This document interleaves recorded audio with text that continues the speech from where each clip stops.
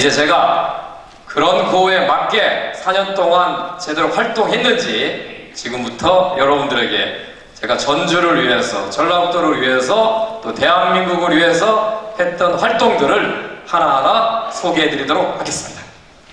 저는 덕진을 변화시키기 위한 사업 13개를 덕진 희망 만들기라고 하는 이름으로 시작했습니다. 그 첫 번째는 덕진공원 건지산 명소화입니다. 사진을 한번 보시기 바랍니다. 70년대 단오날 덕진공원의 물맞이 풍경입니다. 아마 여기 계신 어르신들은 이 장면을 아주 잘 기억하고는 추억의 장면일 것입니다.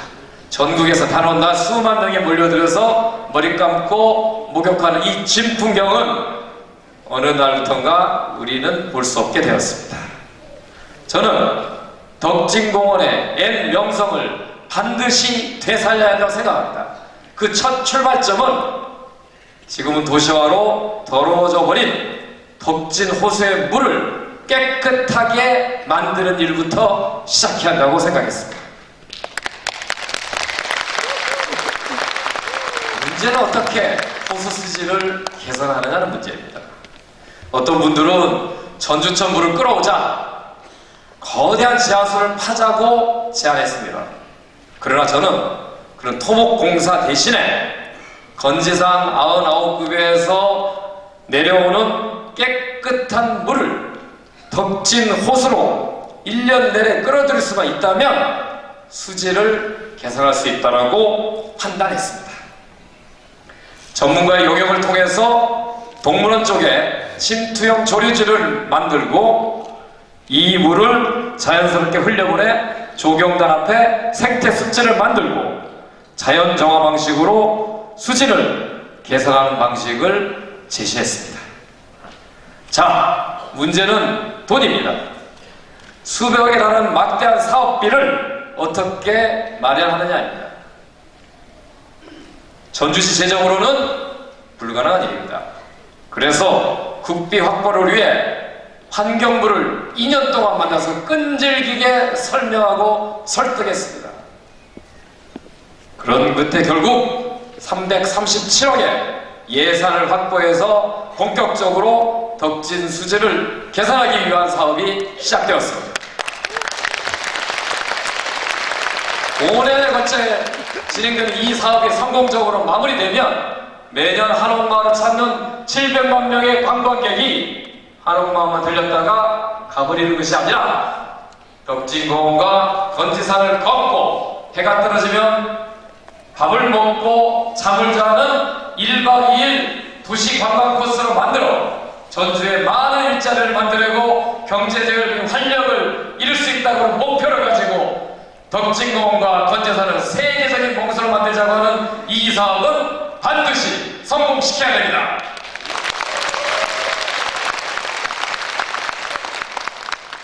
덕진 호수의 이 물오미길의 변화를 보십시오. 이렇게 차가 다니던 길이 이렇게 멋지게 바뀌었습니다. 주차장처럼 되어 있는 이 호수길은 이렇게 멋지게 바뀌었습니다. 도로 한복판에 위태롭게 있던 이 나무는 이렇게 멋지게 도로 한가운데에 호수를 지켜보고 있는 멋진 자리로 바뀌었습니다. 여러분들 덕진공원의 변화를 직접 한번 가보시기 바랍니다.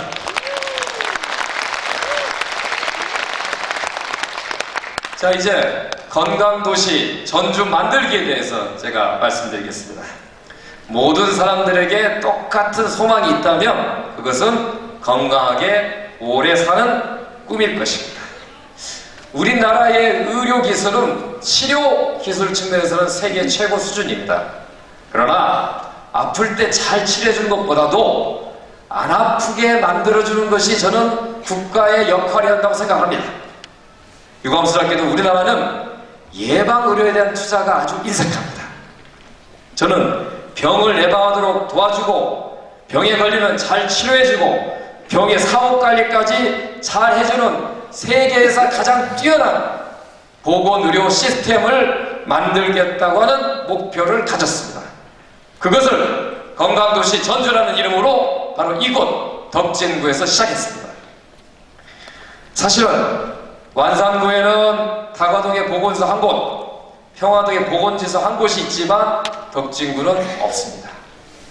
저는 덕진구를 건강시범도시를 만들겠다는 목표를 세우고 우화동 명주골 사거리에 보건소, 송천동에 보건지소를 만들 계획입니다. 나아가 고혈압, 당뇨 등 만성질환을 관리해주는 건강동행센터를 금암동에 전국 최초로 만들었습니다. 또 팔곡동에는 근로자들을 위한 근로자 건강센터를 만들었습니다. 자, 이제 우화동에 있는 보건소, 송천동의 보건지소, 그리고 진북동에 있는 보건진료소, 나아가 건강동행센터와 근로자 건강센터까지 보건소 하나도 없던 덕진구에 이 4년 안에 모든 것들이 갖춰져서 이제는 완산구보다 더 나은 의료 환경을 갖췄다고 하는 것을 여러분들에게 보고드립니다. 자, 이제 제가 전라북도를 위한 활동에 대해서 소개하겠습니다. 2011년 5월 청와대 앞에 외롭게 1인 시위하는 장면입니다. 이명박 정부는 LH 분산 배치 약속을 지켜라고 하는 서글픈 시위입니다. 노무현 대통령은 낙후 전북을 위해 토지공사를 전북으로 보내주기로 했습니다. 그런데 이명박 대통령은 당선되자마자 전북 목신 토지공사를 빼앗아서 자기 처가인 경남 진주로 가져가 버렸습니다. 그때의 분노는 깊은 상처로 남은 반면 언젠가는 이걸 되갚아 주겠다고 하는 굳센 의지가 생겨났습니다. 드디어 기회가 왔습니다. 2012년 대선 때 저는 스스로 전북 대선 공약 기획단장을 맡아 LH를 빼앗아가고 대신 보낸 국민연금공단과 함께 알짜배기인 기금운용본부를 전북으로 이전시키는 공약을 만들어 문재인 후보에게 직접 전달합니다. 문재인 후보가 돈이 오면 사람도 온다며 기금본부 동반이전 공약을 내건 지 사흘 만에 안철수 후보를 제치고 전북에서 지지율 1위 후보가 됩니다.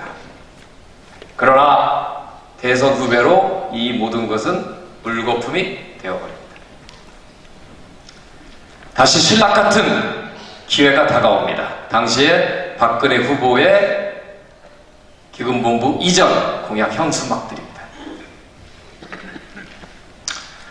당시 새누리당 선대위원장이었던 지인영 의원이 보건복지부 장관 후보자로 지명을 받습니다.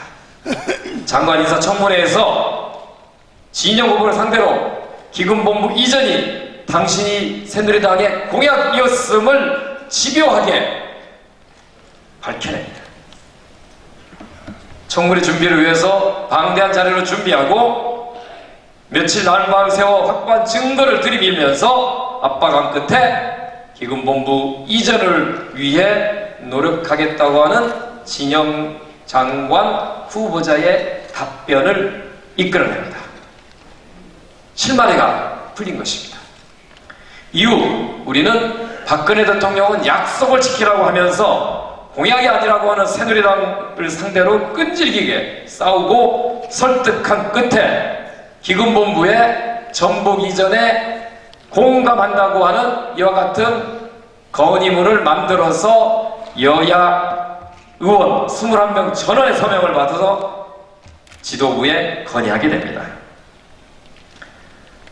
이후 청와대와 정부 여당을 상대로 한 피말리는 협상과 줄다리기 끝에 제가 국회의원이 된 지 1년 만에 국민연금공단 기금본부의 소재지를 전북으로 명시한 국민연금법 개정안이 드디어 통과되게 됩니다. 그 당시 화면을 같이 보시겠습니다. 주간 수정하는 국민연금공단의 주된 사무소의 소재지와 기금이사가 관장하는 부서의 소재지를 전라북도로 규정하려는 것입니다. 기금운용본부가 이전하면 서울, 부산, 전주를 잇는 금융 트라이앵글이 구축되어 국내 금융산업과 지역균형 발전에 기여할 것으로 기대합니다. 이렇게 해서 500조를 굴리는 세계 3대 연기금인 기금운용본부가 전주 혁신도시로 오게 되었습니다. 기금본부 이전으로 전주 혁신도시는 국제금융도시의 꿈을 꿀 수 있게 되었고 낙후전복을 벗어나는 새로운 계기가 되었으면 하는 바람입니다. 이제는 기금본부를 잘 지켜내고 키워야 합니다.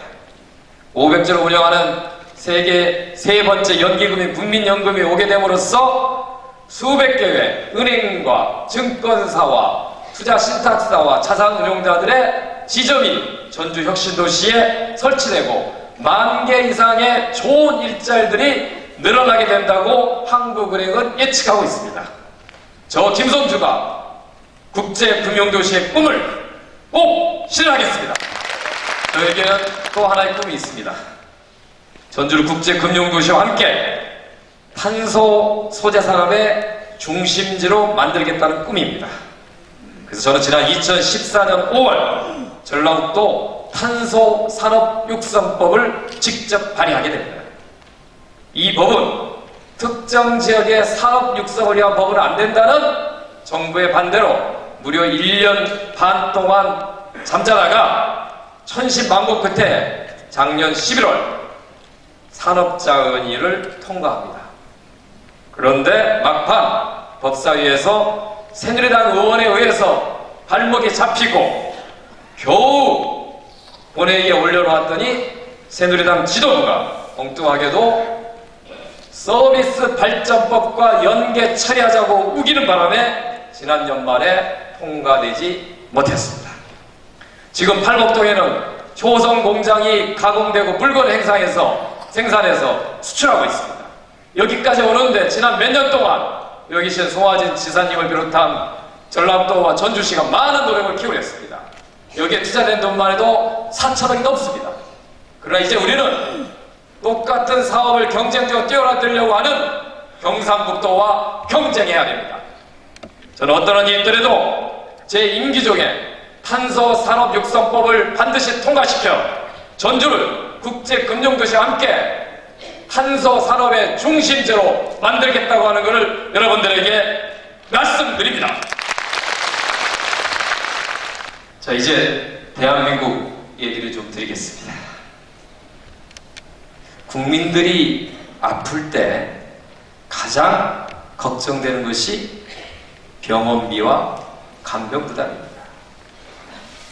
저희는 지난 2012년 대선 때 이미 어떤 병에 걸리든 수술을 하던 얼마나 오랫동안 입원하던 개인이 부담하는 병원비가 1년에 100만 원을 넘지 않도록 하는 공약을 제시한 적이 있습니다. 이것은 실현 불가능한 꿈이 아닙니다. 이미 유럽의 대부분의 나라들은 1년에 몇십만 원의 부담만 갖고도 암 수술도 받고 모든 희귀한 병도 치료받을 수 있는 상황이기 때문입니다. 또 가족 중 누군가가 입원하면 온 가족이 간병에 매달려야 합니다. 개인 간병을 쓰면 하루에 7만 원이 넘는 비용이 부담스럽습니다. 선진국 중에 가족이 가족을 간병하는 나라는 없습니다. 이번 메르스 사태가 확산된 데에도 가족이 환자를 간병해야 되는 현실도 한몫했습니다.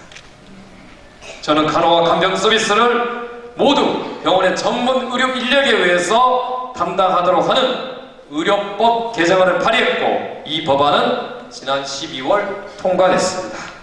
앞으로 국민들은 간병에 대한 부담을 덜게 될 것입니다. 이 자리에는 대한간호사협회와 조무사협회, 대한간호사협회 김옥수 중앙회장님을 비롯한 간호인 여러분들께서 많이 와 계십니다. 어디 계십니까? 손 좀 한번 들어보 주십시오. 예, 이분들을 위해서 한번 박수 한번 주세요. 한 가운데 있으십니다. 고맙습니다.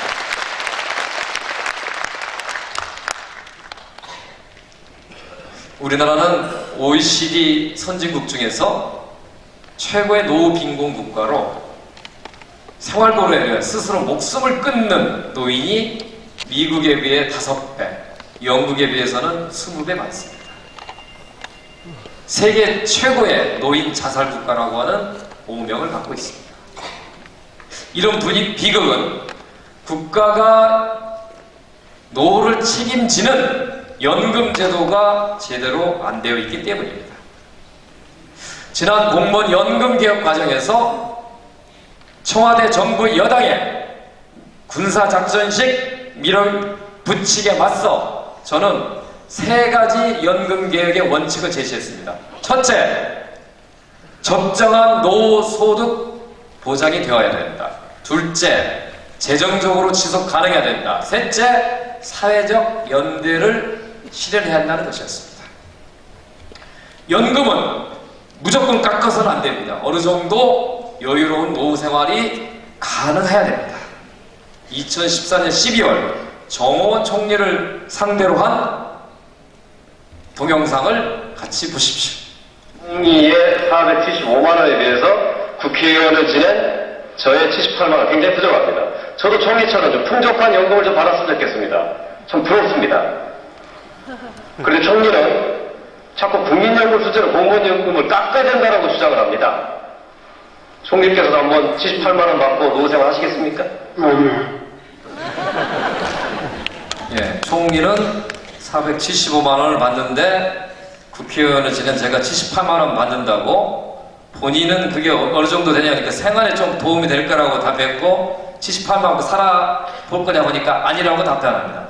그런데 공무원들한테는 반절 깎인 연금을 받으라고 하면 공무원들에게 받아들여지겠습니까? 여기에 당시 저희와 같이 일을 했던 공무원 노동조합 총연맹의 유영록 위원장님과 행정부 공무원 노조의 오성택 위원장님들이 여기 와 계십니다. 78만원 갖고 살 수 있습니까? 제가 어느 공무원 단체 행사에 갔더니 어느 단체 대표가 김성주 의원은 대통령에 나오면 됩니다 라고 하더라고요.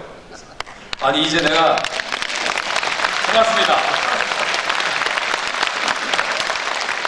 아니 이제 제가 초선이고 이제 재선하려고 열심히 활동하는데 웬 대통령이냐라고 했더니 공무원들만 투표하면 된답니다. 왜냐하면 아까 총리를 상대로 했던 그 20분짜리 동영상을 20만 명이 넘는 공무원과 교사와 경찰과 군인들이 봤기 때문입니다.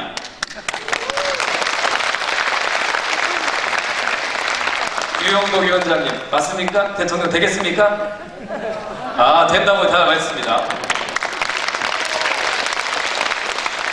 결국 여야는 제가 제안한 정부와 공무원 교사단체가 참여하는 사회적 기구를 통해서 몇 달 동안 치열한 논쟁과 토론 끝에 야당이 주장한 대로 공무원들은 조금 더 내고 덜 받는 방식으로 대신 국민들의 노후소득 보장 수준 국민연금 제도를 올리는 방향으로 사회적 대타협을 이루게 됩니다. 헌정사상 최초로 야당이 주도하고 국회가 중심이 되어서 사회적 갈등 사안을 풀어낸 모범적이고 대표적인 사례였습니다.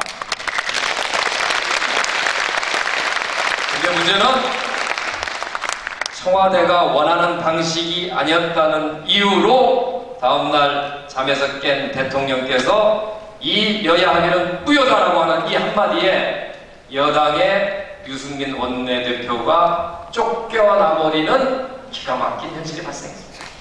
그동안에 야당은 항상 여당한테 끌려다닌다고 하는 비난을 받아왔지만 이 공무원연금 개혁만큼은 여당이 다리를 걸어온 것을 야당이 엎어치 한판으로 이겨내고 여당의 분열을 초래시킨 멋진 한판 승부였다고 하는 것을 여러분들에게 말씀드립니다. 다음은 작년 저희들 온 국민들을 불안과 공포로 몰아넣은 메르스 대란에 대해서 말씀드리겠습니다.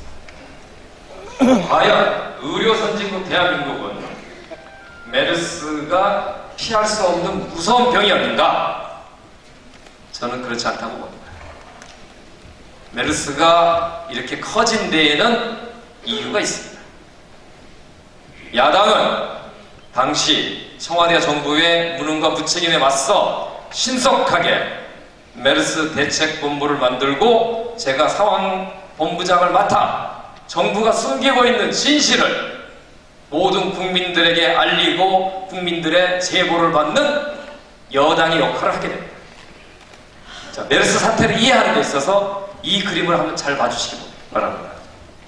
메르스를 대규모로 전파시킨 두 환자, 1번 환자와 14번 환자는 공통점이 있습니다. 평택 성모병원을 거쳐서 삼성 서울병원에서 확진을 받았습니다. 그런데 정부는 최초의 메르스 환자가 삼성병원에서 발생했다는 사실을 숨기고 세 번째 병원에서 발생했다라고 진실을 은폐합니다. 저희 같은 국회의원들한테도 숨긴 것입니다. 우리는 이런 가정을 해봅니다. 지금 1번 환자는 완치돼서 정상적인 생활을 하고 있습니다.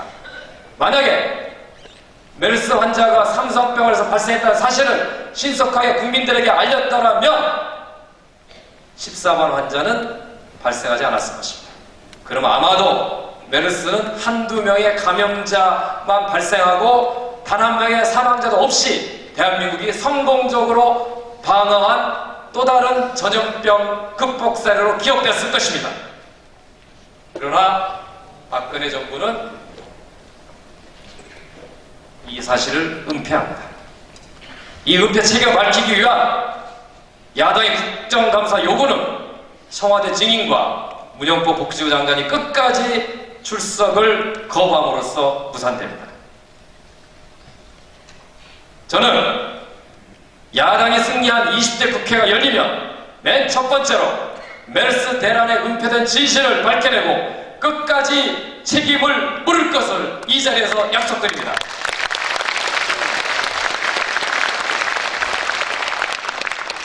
이런 활동을 통해서 언론과 시민단체와 정당이 선정하는 국감 우수의원에 선정되었습니다. 이 표를 한번 잘 보십시오. 머니투데이라고 하는 일간지에서 모든 국감에 동석 취재한 상태에서 21명의 보건복지 여야 의원들을 상대로 성적표를 매겼습니다. 김용익 의원, 서울의대 교수 출신이고 청와대 노무현 정부 당시의 복지수석이었습니다.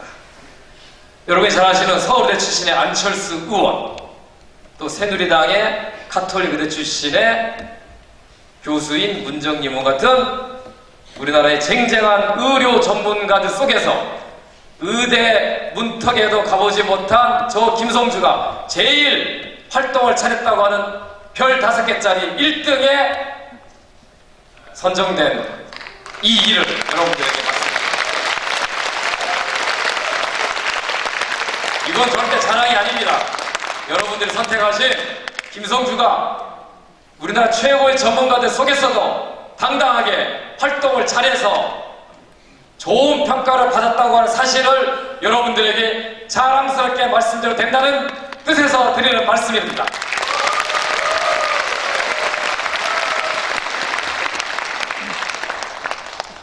자, 이제 마무리를 하도록 하겠습니다.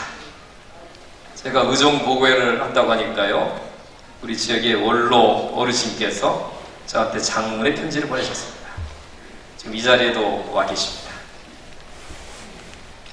미국의 소설가 해밍웨이는 사람을 강하게 만드는 것은 사람이 하고자 하는 노력이라고 했습니다.